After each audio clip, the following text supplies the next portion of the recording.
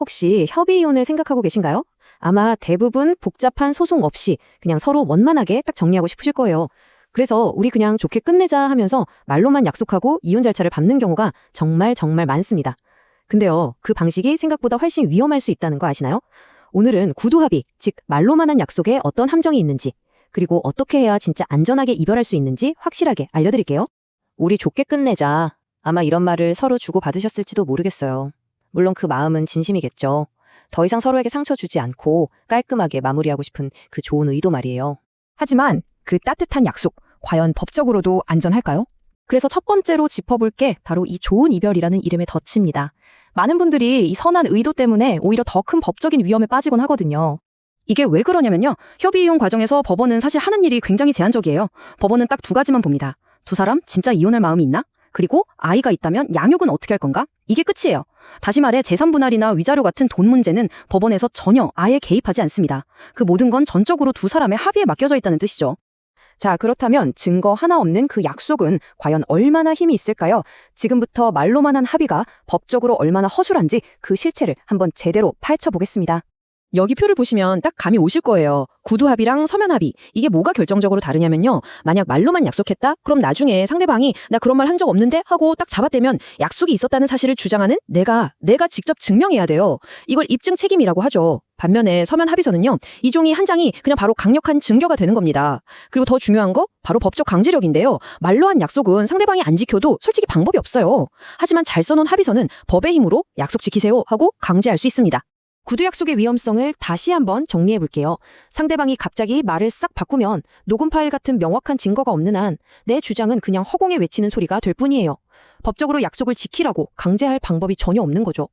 그럼 남은 선택지는 결국 처음부터 다시 그 힘들고 지치는 재산분할 소송을 시작하는 것뿐입니다. 좋게 끝내려다가 오히려 더 길고 고통스러운 싸움으로 들어갈 수도 있다는 거예요. 대부분 이혼 신고서에 도장만 찍으면 모든 게 다 끝났다고 생각하시죠? 아닙니다. 진짜 폭탄은 이혼한 후에 터질 수 있어요. 자, 이게 정말 중요한데요. 바로 이혼 후 소송 가능 기간이라는 게 있습니다. 이혼이 다 끝난 후에도요. 재산 분할은 2년, 그리고 위자료는 3년 안에 소송을 제기할 수 있는 권리가 법으로 보장돼요. 이 말은 즉 이혼으로 법적 관계가 완전히 끝난 게 아니라는 뜻입니다. 바로 이 기간이 시한폭탄이 될 수 있는 거죠. 구체적인 예를 한번 들어볼까요? 이혼할 때는 나는 정말 아무것도 필요 없어 라고 말했던 배우자가 한 1년쯤 뒤에 갑자기 마음을 바꿔서 내 재산의 절반을 달라는 소송을 제기할 수 있다는 겁니다. 그저 말만 믿고 있다가는 법 앞에서 정말 속수무책으로 당할 수밖에 없는 상황이 벌어질 수도 있는 거죠. 그럼 대체 어쩌라는 거냐? 이 모든 불안과 분쟁의 싹을 완전히 잘라버릴 방법 당연히 있습니다. 바로 합의서에 들어갈 단 2개의 문장. 이게 바로 미래의 분쟁을 막아줄 아주 강력한 방패가 되어줄 겁니다. 자, 첫 번째 핵심 문구입니다.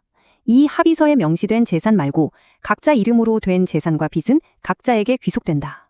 이 한 문장이요. 내 이름으로 된 예금이나 주식, 연금 같은 소중한 자산을 지켜주고요. 동시에 상대방의 빚까지 내가 떠안게 되는 최악의 상황을 막아주는 아주 든든한 안전장치가 되는 겁니다. 그리고 이게 진짜 활용점정이죠. 앞으로 서로에 대해서 위자료, 재산분할 등 어떤 이유로든 민사, 형사상 청구를 하지 않는다. 이걸 법률 용어로는 부재소 특약이라고 하는데요. 쉽게 말해서 이걸로 진짜 끝! 더 이상 딴소리하기 없기 하고 서로 못을 박는 약속이에요. 이게 있어야 분쟁이 완벽하게 끝나는 겁니다. 이렇게 두 문장이 포함된 합의서가 있다면요. 나중에 전 배우자가 마음을 바꿔서 소송을 걸어와도 걱정할 필요가 없어요. 법원에서 두 분 이미 다 끝내기로 약속하셨네요.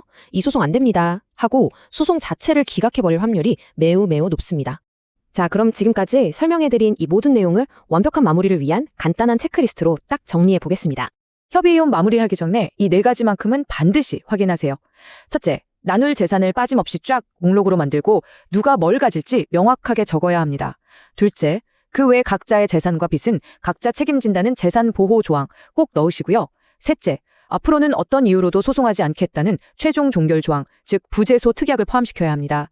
그리고 마지막으로 이렇게 작성한 합의서에 인감증명서를 첨부하거나 공증을 받아두면 제일 좋습니다.